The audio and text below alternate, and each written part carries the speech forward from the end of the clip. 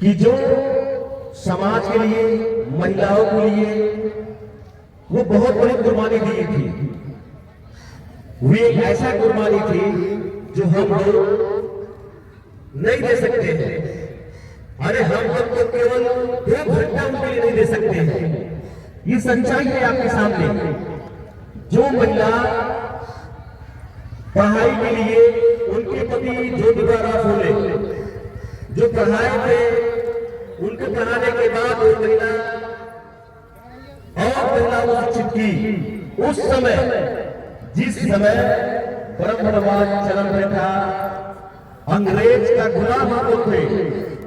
1848 में उस महिला ने क्रांति छेड़ा था। 1947 के बाद अपना देश आजाद हुआ था। 1947 के बाद देश आजाद हुआ था, तो ये माना जाएगा 1848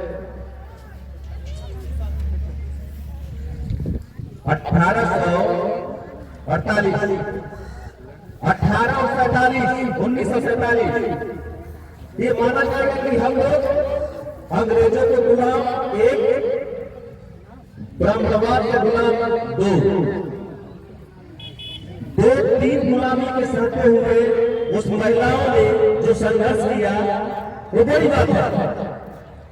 सावित्रीबाई फुले ने जब ज्योतिबा फुले जब सावित्रीबाई फुले की पढ़ाई, तो वो प्रयास की कि अगर हम पढ़ लिए हैं तो हमारे देश की जितनी भी महिला है वो अनपढ़ है, नहीं पढ़ी लिखी है, उनके पढ़ाने के लिए हम काम करेंगे। वो बोली कि हम घर से बाहर जाकर लोगों को पढ़ाएंगे, महिलाओं को शिक्षित करेंगे। मगर उनके जो ससुर थे वो एक ही बात बोले, थोड़ा सा ध्यान सुनिएगा आप। वो ये बात बोले कि अगर तुम बाहर जाकर पढ़ाओगी, उनके जो लड़के थे ज्योतिबा फुले, उनके पिताजी से बात होती है। वो बोले कि अगर तो तुम्हारी पत्नी बाहर जाके किसी बच्चे को पढ़ाएगी तो कान को सुन लो, घर से तुमको निकलना होगा। 2 रास्ता है, तुम्हारी पत्नी बाहर जाके बच्चों को पढ़ाएगी तो घर से छोड़ना होगा, नहीं तो वो ना पढ़ाए, घर से बाहर ना जाए, तब जाके तुम घर में रहोगे।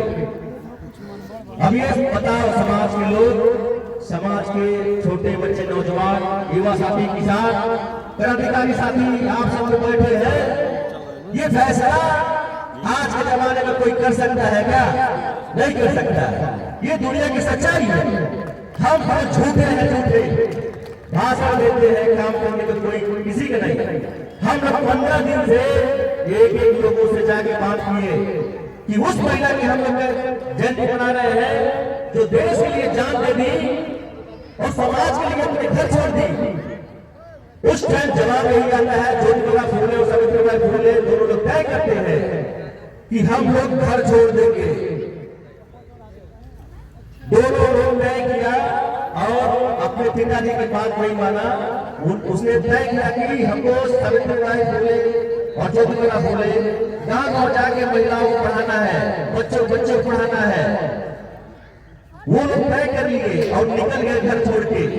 ब्रह्मवाद इतना चरम सीमा पे था कि किसी महिला घर से नहीं निकल सकती है, किसी महिला शिक्षा नहीं ले सकती है, किसी महिलाओं को बराबर नहीं है। अभी हम लोग के सामने हम लोग इतना बात कर रहे हैं कि ब्रह्मवाद ये महिलाओं को नीचा दिखाता है। अभी यही भी देख सकते हैं कि यहाँ ब्रह्मवाद चल रहा है। एक तरफ महिला है, एक तरफ पुरुष है। हम महिला और पुरुष दोनों बराबरी की बात होती है, तो कहाँ बराबरी की बात है? यहाँ खुद नहीं है। तो ये लोग तय करिए, आप लोग समझ रही है। सती प्रथा जब चलता था उस समय पति मर जाते थे, पत्नियों को जिंदा जलाया जाता था। ये इतिहास गवाह है, आप लोग थोड़ा सा पीछे जाके देख लीजिए। और ये महिलाओं के लिए बहुत जरूरी काम था। हम अगर समझेंगे नहीं तो हमारे साथ इसी तरह हो रहा है।